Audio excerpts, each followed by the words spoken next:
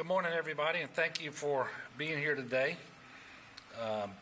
The forecast this morning for Marco is markedly different than it was yesterday afternoon, and there's no doubt now, if that holds up, we're going to catch a big break in terms of that storm not being a hurricane.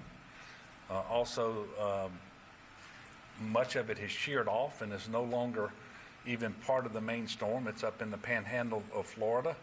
And so the impacts to Louisiana from Marco will not be as significant as was originally forecasted, and that is a good thing. However, there will be some storm surge along the southern part of the state, along the coast, as that storm tracks towards the west.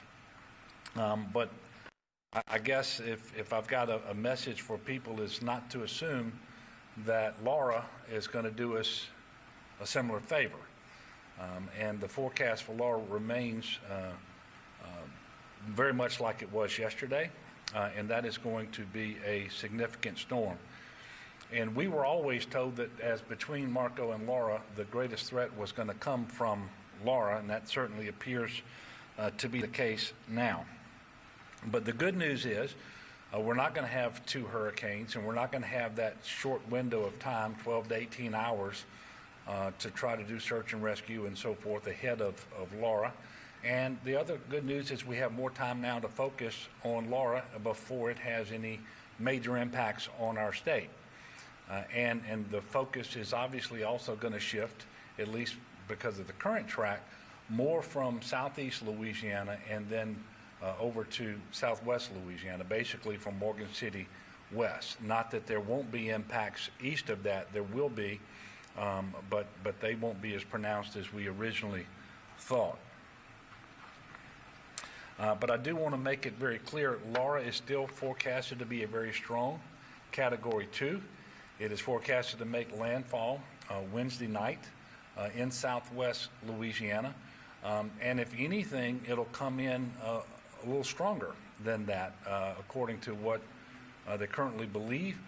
They're watching Laura very closely as she moves south of Cuba, and they want to see exactly what shape the storm is in when it enters into the Gulf.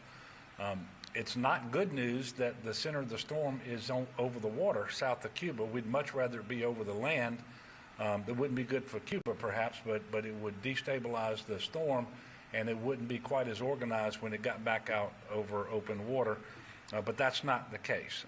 And so right now they don't see any similar weather conditions that would cause shear or disrupt that storm once it gets into the Gulf. We know that the water in the Gulf is very warm and will fuel the storm, and so they expect that Laura will strengthen significantly and in a relatively short period of time as it starts moving through the Gulf towards Louisiana.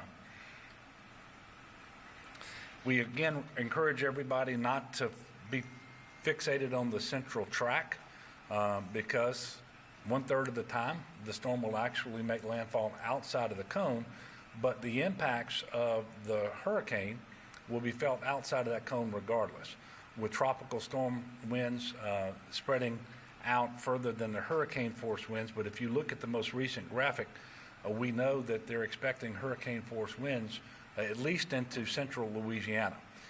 So today we will start our calls with the northern portion of the state in terms of their offices of emergency preparedness to make sure that they are paying attention and that we are responding to any requests for assistance that we get from them. GOSEP will obviously continue to operate 24 hours a day, around the clock. It has processed a number of requests from the parish OEPs, including sandbags, pumps, generators, personnel. Been working with CPRA and Chip Klein and his folks, talking to parish presidents throughout the night and the various levee authorities. CPRA is monitoring 689 gates along the river and across the coast. As of this morning, 396 of those gates are closed. I can tell you in St. Bernard, Cruz, and Delacroix are currently pumping down canals in areas outside the levee protection district. In Terrebonne Parish, the Bubba Dove floodgate is now closed in the Morganza to the Gulf Levee Protection System. In Plaquemines Parish, emergency dredge work was performed in order to successfully close the Empire Sector Gate, which is a critical component of the New Orleans to Venice Hurricane Risk Reduction System. The National Guard has more than 2,000 National Guardsmen ready to provide support. They have staged 94 high-water vehicles across South Louisiana, also 55 boats, I think, and even a dozen aircraft. They've also positioned 1,080 linear feet of super sack sandbags in Grand Isle and completed the delivery of generators and pumps to Grand Isle as well. The National Guard's also received 218,000 MREs and 372,000 bottles of water, and those are liter bottles, in Roseland, and then we'll be receiving more such commodities from FEMA at Camp Beauregard today. The Department of Corrections has successfully evacuated a little more than 1,300 parish inmates from Plaquemines, St. Mary, Terrebonne, and Vermilion parishes. Skipping a little bit to COVID, the testing sites are closed today. They will remain closed tomorrow so that people can be focused on the storm. Obviously, testing is critically important, and we hope to resume testing just as soon as possible. The Department of Health has updated me on its numbers that will come out shortly, but today we are reporting 622 new cases of COVID-19 across the state of Louisiana. That's on 8,643 tests. Unfortunately, we're also reporting 18 new deaths for a total of 4,623. Did receive a short while ago the weekly summary that comes from the White House Coronavirus Task Force, where they look at the data in the state of Louisiana and make recommendations.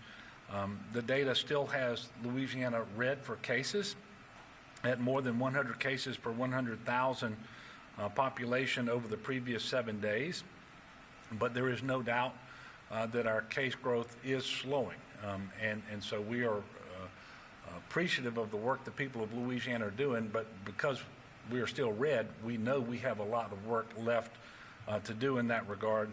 With respect to the percent positivity, so the percentage of tests that we're administering that yield a positive result, that number is down to 8% across the state last week, which is an improvement, and so we appreciate that as well. But obviously still an awful lot of COVID left. I think we still had about the 15th or so highest case growth in the country, and about the same highest percent positivity as well. But we are doing better. Do not have hospitalization data for you yet. We will have that to you a little bit later today.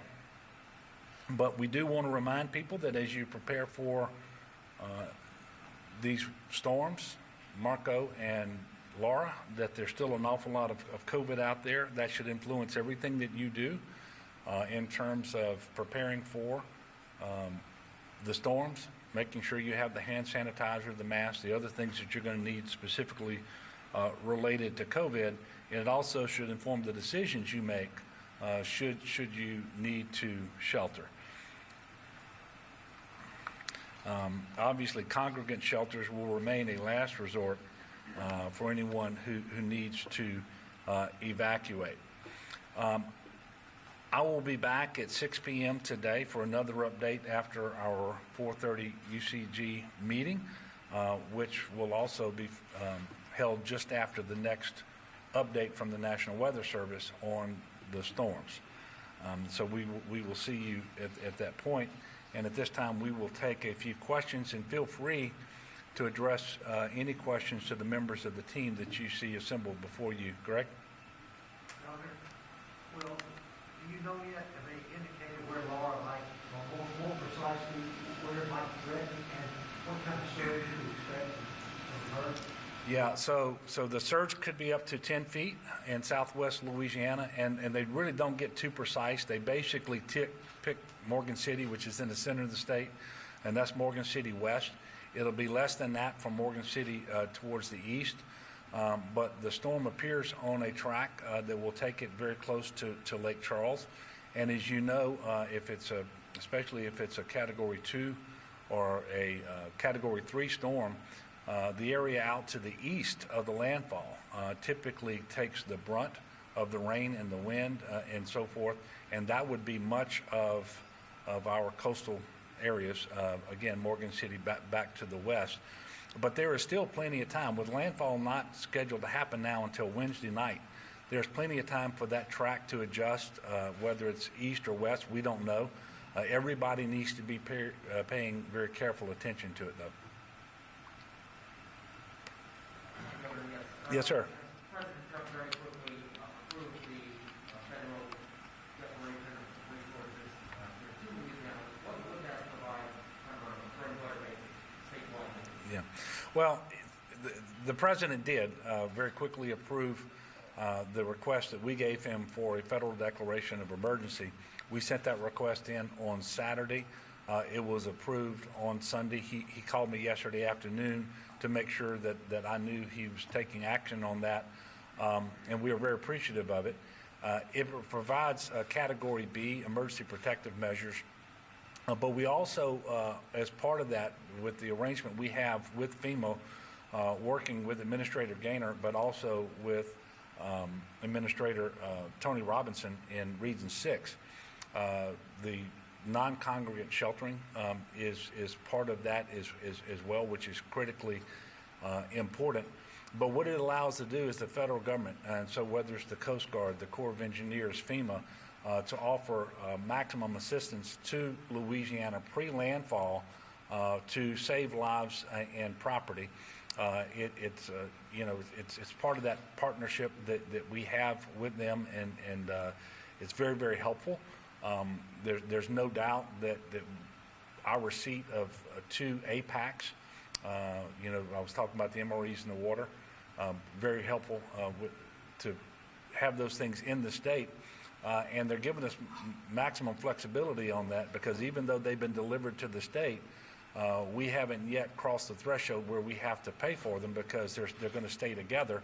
And if at the end of the day we don't need them, we can send those items back to FEMA without having to pay for them. But just having them here in the state, and again, both at Beauregard and in Roseland, very, very helpful. So those are the things that were approved by the federal government. And as you know, that involves a cost share now that's favorable to us, so that rather than 100% of the cost of this preparation and response being on the state, it'll be 75% federal, 25% state. General Wascom, anything else we need to mention there? Yeah, I just want to make clear the emergency protective measures that the governor mentioned. It was limited to mass care and evacuation, and the sheltering piece that the governor mentioned. So the full Category B we didn't get, which seems to be the new norm with Cristobal and now with these 2 storms. But with that, and so that's good. The other thing, this was an emergency declaration pre-landfall.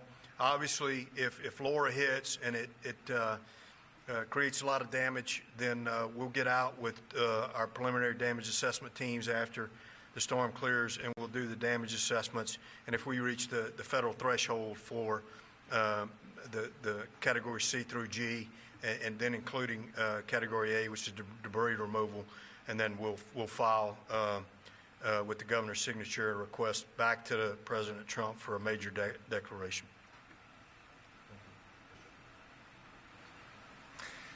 Sam.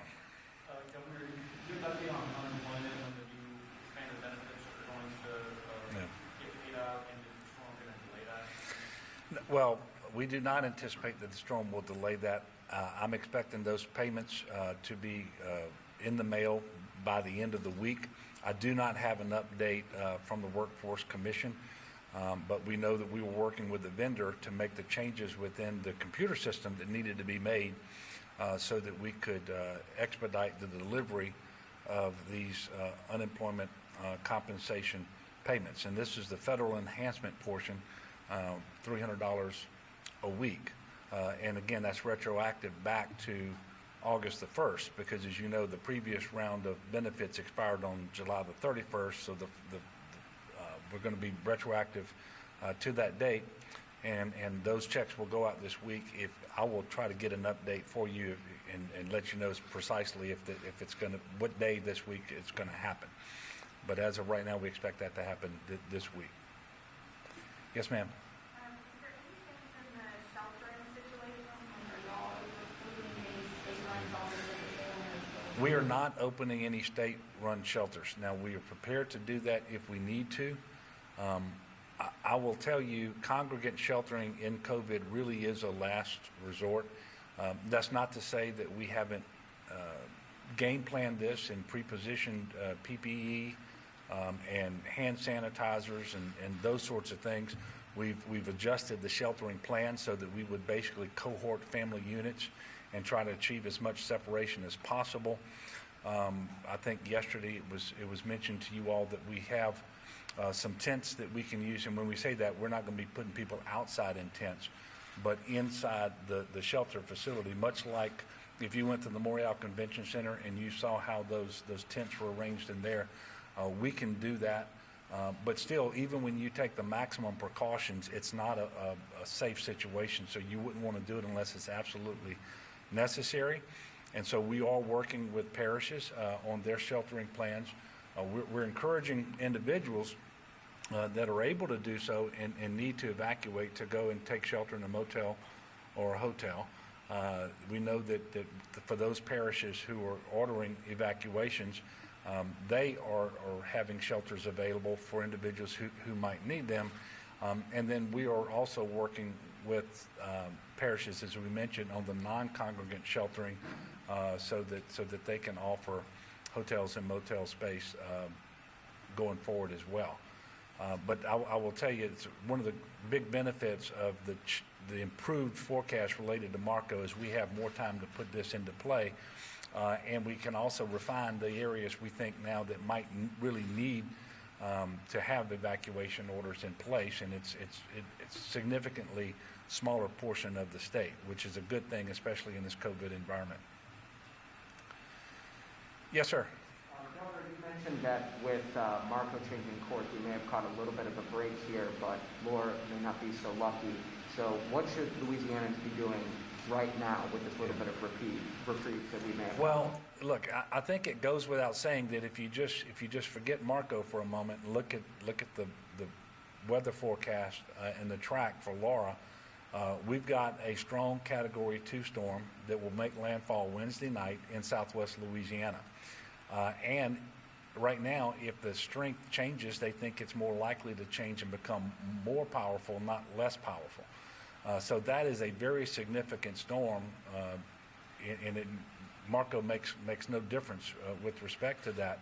And what we don't want people to believe is that because the forecast changed for Marco and because it weakened and so forth and became very small, that's an indication of what's going to happen to Laura. Because as we speak, there is nothing between Cuba and Lake Charles that would inhibit the formation of that storm and its continued organization and strengthening. And so if you look at that, if you consider the possibility of 10 feet of storm surge, if you know that the wind field could extend out 120 miles or so. I mean, we literally could have tropical storm force winds from Baton Rouge to Houston, and in a smaller area, you would have hurricane force winds. And then, of course, if that storm shifts a little bit to the east, you could be visiting hurricane force winds right here on Baton Rouge. And it only takes about a 30 to 40 mile shift for that to happen. So we need to all be paying attention to this. We need to be serious about it. We need to be prepared. Make sure that you and your family are safe, that you've got your supplies, you've got your kit, and you've got a little more time now. Quite frankly, we didn't expect that today would be a day, and maybe even the first part of tomorrow, where people could continue to prepare. We thought we would all be buttoned up, that we would be dealing with Marco for a considerable period of time, and then have that short window to try to do some power restoration, do some search and rescue if necessary, deliver some supplies and those sorts of things, and have to button up again for Laura. So we all have more time. It would be a shame if we didn't take advantage of it so that we can properly position ourselves to be prepared for Hurricane Laura. Yes, sir. Yes, Governor. I can't help but think it's been 15 years to the week that Hurricane Katrina hit. Given the statewide psyche of that in itself, where does this come? Yeah, and so on the one extreme, you go back in your memory bank 15 years, and you remember Hurricane Katrina, followed quickly by Rita, and it was just as bad as it could possibly be. The last 3 or 4 hurricanes that have been forecasted for Louisiana, we've actually gotten a tremendous break. And so the fear is not what people associate with Katrina, it's what they associate with the last 3 or 4, to include Marco, and that might cause them to let their guard down ahead of Laura. So every storm is unique. I can tell you we're only going to dodge the bullet so many times, and the current forecast for Laura has it focused intently on Louisiana.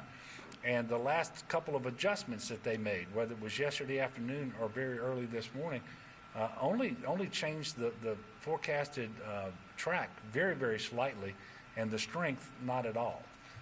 So that's really the big message here is understand that what we know right now, the strength of this hurricane is going to be akin to Rita, not to Marco or any of the other storms. And that's why we need to continue to prepare and continue to pray. And quite frankly, the meteorologists did not see yesterday afternoon what was going to happen to Marco with it shearing off and becoming smaller and less intense. So I'm happy to attribute that to the prayers of the people of Louisiana. Well, we can continue to do that as it relates to Laura, and certainly pray for one another that we're all going to be positioned well, and that the storm will have minimal impacts on our state and on its people. So we'll be back with you later this afternoon with an update, and I want to continue to thank you all for covering these important events, both the weather events and COVID, and it's not one or the other. They are both present right now, and we need to be mindful of both, and we need to stay safe and stay well. That involves, seriously, wearing this mask. So thank all of you, and we will see you this afternoon.